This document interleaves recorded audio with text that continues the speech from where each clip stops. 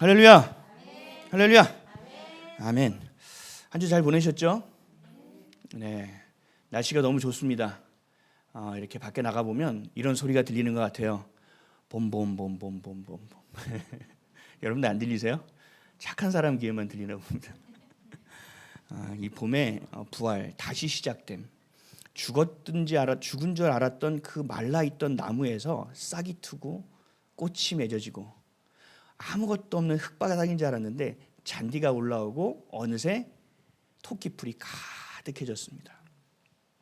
우리도 마찬가지입니다. 우리 삶이 너무 힘들고 지루하고 또 일상이 허무하고 허망한 가운데서도 죽은 것 같지만 예수 그리스도의 그 생명이 우리 가운데 품어질 때 우리의 삶에 반드시 봄이 올 줄 믿습니다. 그 봄이 여러분들을 살리고 여러분들의 자녀를 살릴 줄 믿습니다. 아멘.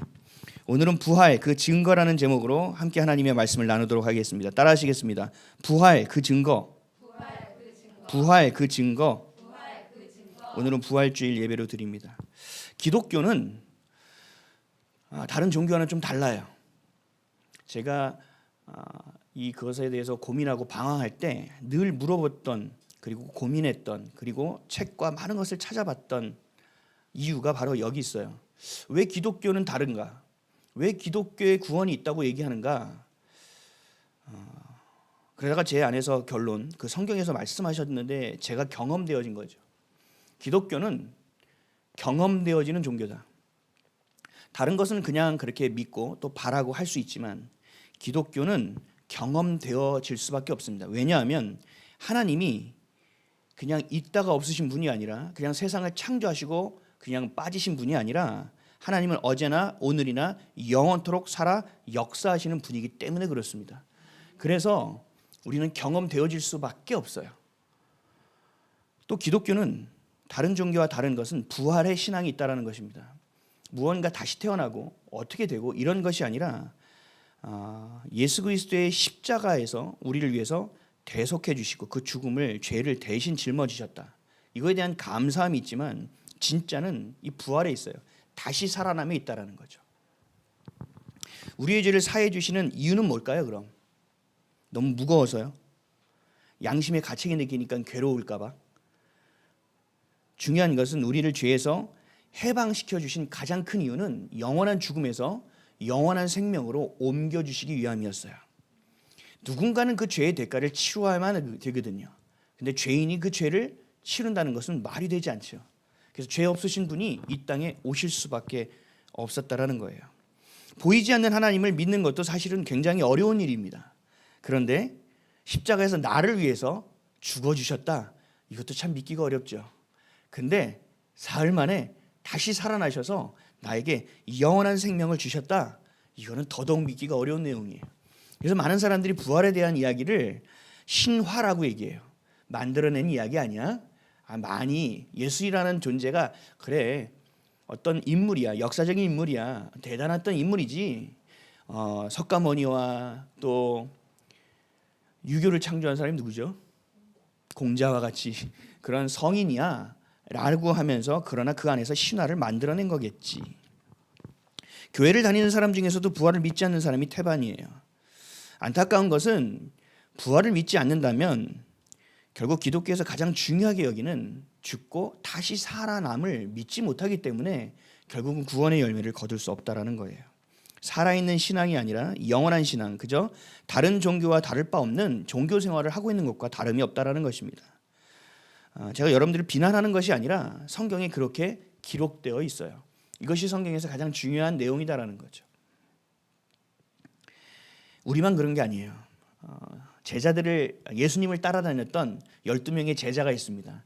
3년 동안 예수님을 따라다니면서 예수님과 함께 먹고 자고 마시며 수많은 기적과 이적을 경험했고 날마다 주시는 그 가르침을 배웠던 제자들이 있어요.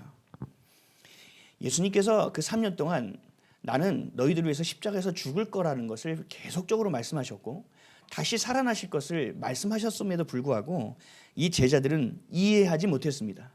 그리고 이 제자들은 믿지도 못했습니다. 수많은 비유로 예수님께서 십자가에서 죽으실 것과 다시 살 것을 그렇게 말씀하셨음에도 불구하고 이 제자들은 이해하지 못했다라는 거예요. 믿지도 못했다라는 거예요. 심지어 예수님이 잡히시던 그날에 12제자는 뿔뿔이 다 도망가 버립니다. 그 중에 수제자라고 여겼던 베드로는 예수님을 3번이나 부인합니다. 모르는 사람이라고. 마지막에는 예수님을 저주까지 합니다. 그리고 예수님이 죽으셨어요. 그러니까 그 스승의 유지를 받드는 것이 아니라 각자의 자리로 돌아가서 다시 3년 동안의 생활은 없었던 것이 되었습니다. 허공으로 다 날려버렸다고요. 제자들도 그렇게 부활을 믿지 못했고 십자가에서 나를 위해서 죽으셨다는 것을 믿지 못했어요. 머리도 믿지 못했고 마음으로도 믿지 못했고 의지적으로도 믿지 못했어요. 그런데 부활하신 예수님이 그들 앞에 나타나시는 순간 이들은 믿어지기 시작했습니다. 그리고 예수님이 부활하시고 40일 동안 하늘로 오르시기 전에 그 40일 동안 제자들에게 모아놓고 내가 3년 동안 너희에게 가르친 것이 무엇인지를 다시 가르쳐 주셨을 때야 비로소 제자들은 예수님이 3년 동안 무슨 이야기를 하셨는지를 이해할 수 있었고 그것을 믿을 수 있었습니다. 예수님이 잡히셨을 때 도망갔던 12제자예요. 예수님을 부인했던 12제자예요. 그리고 예수님이 죽으셨을 때 허망한 마음을 가지고 다시 자신의 삶으로 패배감에 절어 도망갔던 제자들이에요.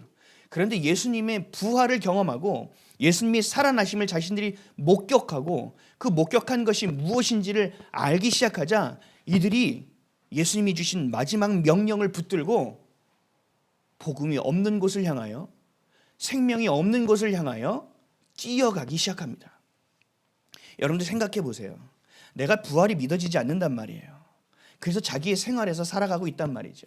생존과 생계 안에서 버텨내고 있단 말이죠. 근데 이들이 왜 갑자기 그 복음을 들고 자기의 생명을 아깝지 않게끔 들어갔냐는 얘기예요. 부활을 증명할 수 있는 수많은 역사적 증거가 있어요. 근데 나는 안 믿어. 그러면 믿을 수가 없는 내용이죠. 근데 더 명확한 것이 여기 있다는 거죠. 저는 그 수많은 증거 중에서 가장 명확한 것이 제자들의 변화라고 봐요. 완전히 자기중심적으로 살던 사람이 어떻게 한순간에 자기의 생명을 버리면서까지 그 예수 그리스도가 주신 마음을 붙들 수가 있었을까? 예수님이 주신 마지막 미션에 어떻게 생명을 걸을 수 있었을까? 마태복음 28장 19절에서 20절에 마지막 미션을 제자들에게 이렇게 주었습니다.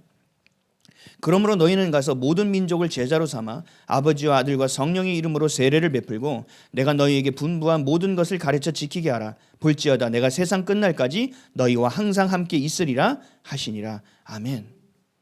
가룟 유다가 죽고 나서 새롭게 뽑힌 마띠아를 비롯한 12명의 제자들은 모두 가라고 명령하신 오지를 향했습니다.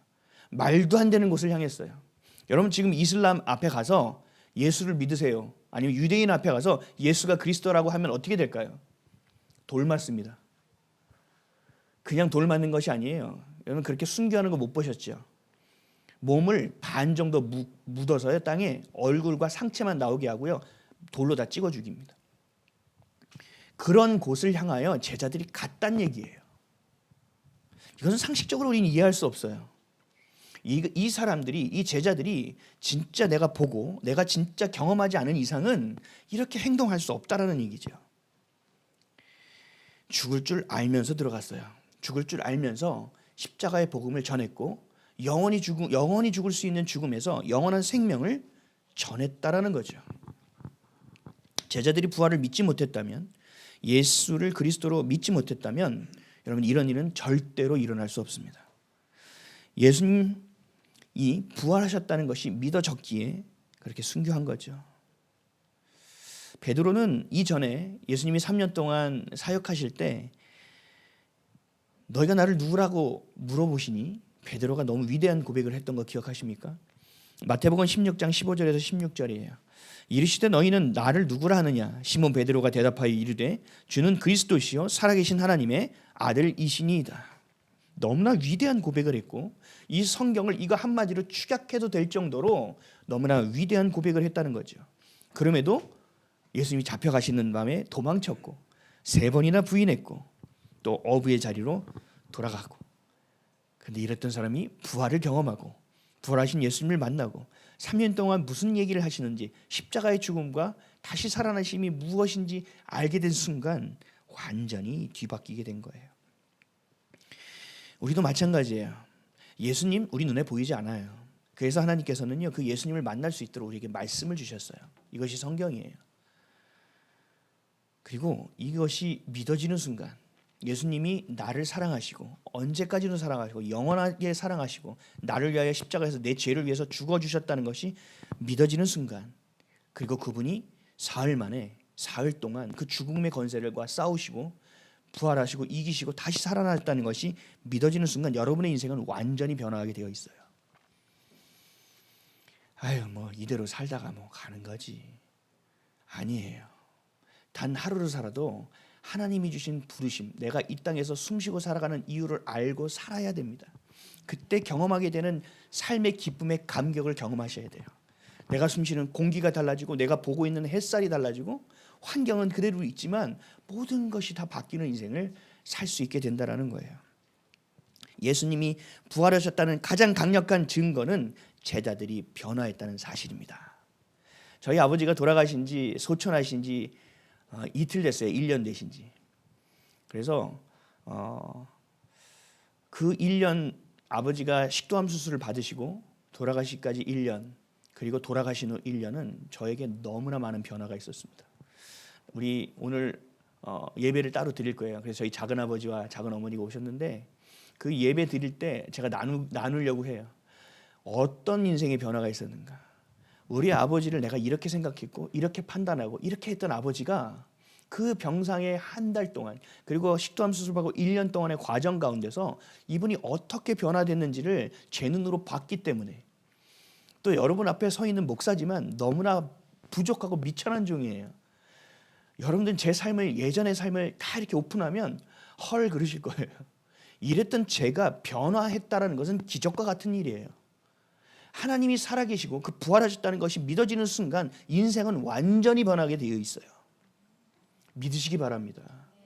여러분들 삶을 살 때 어떤 끈이라도 잡으려고 하잖아요. 내가 각박하고 막다른 길에 있을 때 어떻게든 도움을 구하려고 하잖아요. 그 도움의 손길을 예수님께 구하시길 바랍니다. 그래서 그것이 믿어지게 해달라고 기도해 보세요.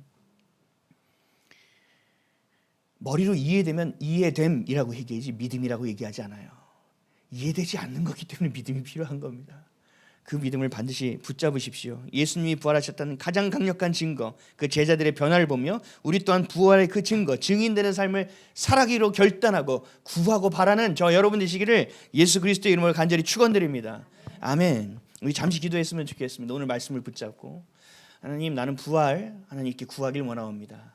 내가 이렇게 부활의 삶을 살아가길 원합니다. 나를 위해서 십자가에서 죽으셨는데 아직도 나는 죄 가운데서 헐떡거리며 살아가고 있습니다. 하나님 도와주십시오. 인도해 주십시오.